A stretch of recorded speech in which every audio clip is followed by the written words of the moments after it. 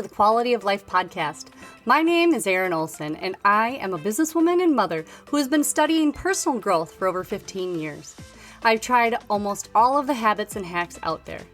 My goal is to use my real-life experience to show you which tricks and habits make the biggest changes to your quality of life with the least amount of time and energy on your part.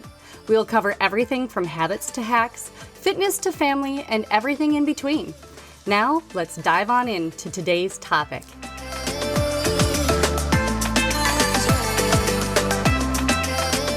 Hey there, welcome back to the Quality of Life podcast. You know, last week we talked a little bit about what winning looks like for you. If you haven't downloaded your diagram or done the exercise, go check it out on theerinolson.com/podcast now. If so, I hope it gave you some clarity on just what you're aiming for. After all, you can't hit a target that you can't see. This week, we are going to talk about the past, but only how it applies to today. Right now, your current circumstances are the way they are because of the choices that you've made in the past. Now, some of you might be thinking that I am out of my mind. Well, I don't know each of your stories. I know that bad things have happened in all of our lives. And we've made choices based on how we perceived those, quote, bad things. I want you to know that we have all screwed up at one point or another. All of us. Every single one of us. But that doesn't mean that you are a screw up or an F up or a loser. I want you to hear me loud and clear. Just because you screwed up doesn't mean you are a screw up. You are only defined as a screw up if you choose to be. So let's talk about that. While we are a product of the choices that we've made up until now, we are not defined by our past choices. But here's where it gets good. Now, I am a firm believer that everything that happens to us actually happens for us. I know that sounds like a little play on words, but in reality, everything that has happened in our lives, I believe, has been a lesson or has been used to guide us to our true calling. And I know that you could say, but how did that unplanned pregnancy guide me to my true calling? Well, and honestly, that is my story. So I am here because of things like that. Let me tell you a little bit about my history. When I was about 9 years old, I was living in St. Paul, Minnesota, and I had gotten from the library a series of books called the Saddle Club books. And man, I was hooked on horses, okay? And just like most young girls, I wanted a horse in the worst way possible. And then I figured out that you could become a horse vet. So from the time I was 9 years old, every choice that I made in junior high and high school revolved around positioning myself to become a vet. Not just any vet, but a horse vet. And so every choice that I made, from joining speech club and drama all the way to taking classes my junior and senior year at the local college because it was free. And our family didn't have a lot of money, so it was a way where I could try to get into vet school. And vet school is super competitive, and that was my goal. Well, fast forward to my first year of actual college, and I was the second half of the second semester when I found out I was pregnant. I was 19, and just like that Tim McGraw song, "There Goes My Life," I felt like I was at a loss. Looking back now as a 40, almost 5-year-old, I have got to say, I wouldn't change a thing. Yes, I did pull out of college. I didn't go to vet school, but I will tell you that I love where my life has taken me since then. And this story has been really, really hard for me to tell. And not a lot of people know it other than my family. But, you know, my husband and I, we worked through a lot of really poor choices. All of those things guided me to where I am right now. All of those stories and events that happened in my life that I thought disqualified me from becoming a person who could help others, they didn't. They actually empowered me. So I'm going to talk to you about some of the choices that you've made. And it's really sad because I have seen how the social media and the internet has created a place for people to get canceled when they screw up. But the thing is that the people who are doing the quote canceling, they don't matter. And you as a human were given that opportunity to help guide you to your future calling. And I know that sounds woo-woo and whatever, but I really believe it in my soul.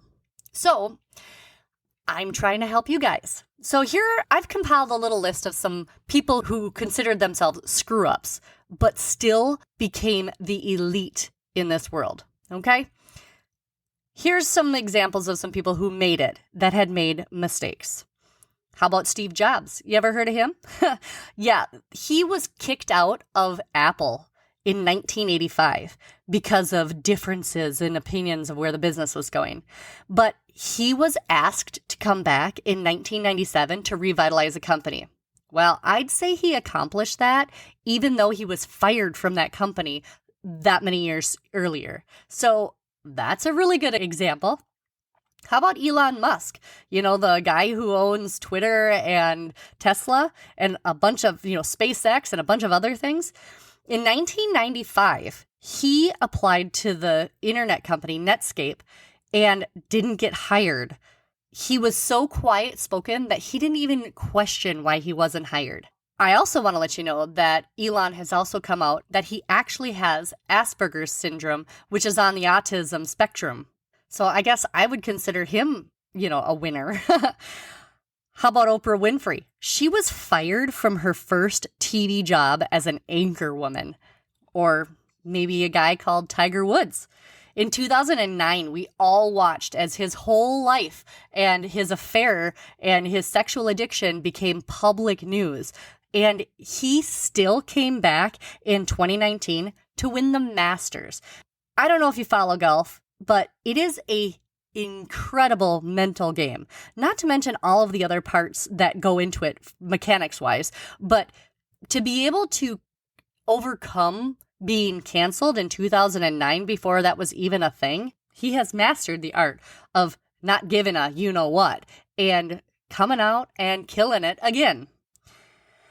How about Michael Phelps? He is the most decorated Olympian in history. Did you know that he got a DUI when he was 19? And he was told by several people that he was uncoachable. And also, after winning some of his medals, he got another DUI in 2014. But it wasn't until 2020, I think, that he became the most decorated Olympian in history.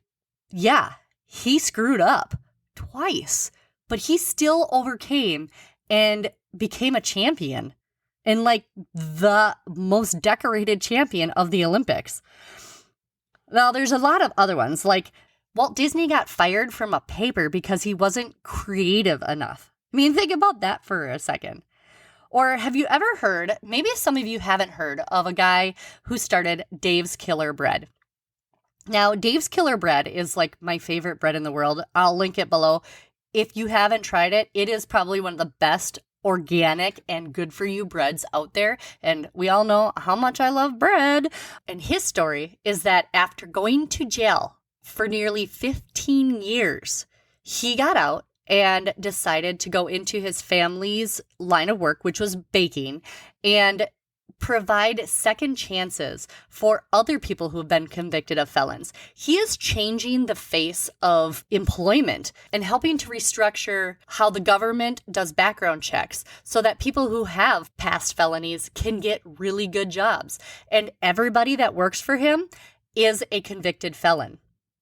Talk about taking your mess and making it just into something amazing and helping other people. And, don't even get me started on actors because they screw up way more than pretty much anybody. And I guess we just accept it because, they're actors, right? The truth is that there has been someone who has screwed up way worse than you ever could have. The difference is you are not your history. You are not your bad choices. Well, we are all a product of the choices we've made up until now. We are not defined by our past choices and our mistakes and our screw-ups and our F-ups.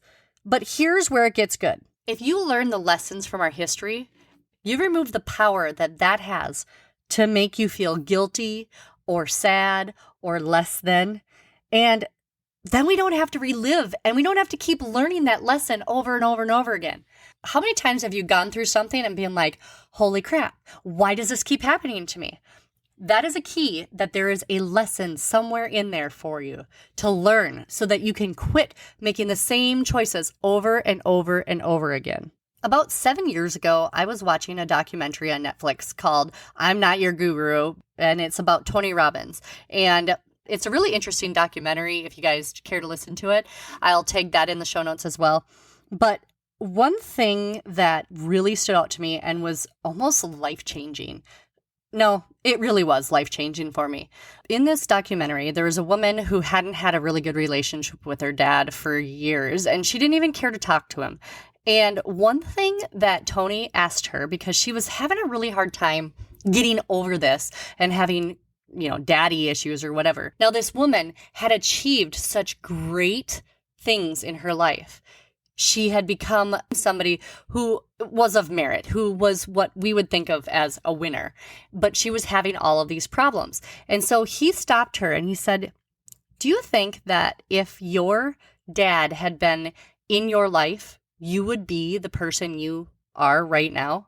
He went into more detail, but what it boils down to is that everything that has happened in my life up to this point, good, bad, or ugly, has been, if I would take those out, I would not be the person I am today. I definitely wouldn't be living in my house that I'm living in. I probably wouldn't be married to my husband. You think about things like that. If certain people, certain things hadn't happened, hadn't been there, nothing about what you are right now would be the same. And when you start to be thankful for the circumstances that happened to you when you were younger, or even last week, you remove its power it has over you. This has been really deep, but if you are still feeling stuck about where you are in life or your current circumstances, I have a free resource. You can go to theerinolson.com/breakout to get it, and it's going to help you to get out of that stuck feeling. That's theerinolson.com/breakout, BREAKOUT. So this week's homework is to remove the hurt, the pain, the shame, the guilt from what you did or what happened. Decide today that you are more than what happened and see if there are any lessons that could be learned in that event. Then I want to challenge you to be thankful for the lesson that you learned, no matter how painful or shameful it was. If these thoughts are still popping up over and over, and you're having a hard time just letting go of that pain or that guilt or the frustration, I have another free resource I'd love for you to check out that is all about self-talk. And you can check it out at theerinolson.com/self-talk, all one word. And that is a worksheet that can help you stop ruminating over things that you can't change. And no matter how bad we might want to change the past, we all know that it's just not possible. Well, guys, this has been weighing on me so heavily as I see so many people that I know and love allowing themselves to be defined by a time that they really screwed up. And that does not have to be the way it is. Who knows? Maybe you were given that screw up so you can work your way through and help others to overcome the same mistake. And that would take your mess and turn it into your message. If you know someone who could use this message, please share it with them. Let's help each other to increase all of our quality of life. Thank you guys so much for tuning in, and I will see you next week. Bye, guys.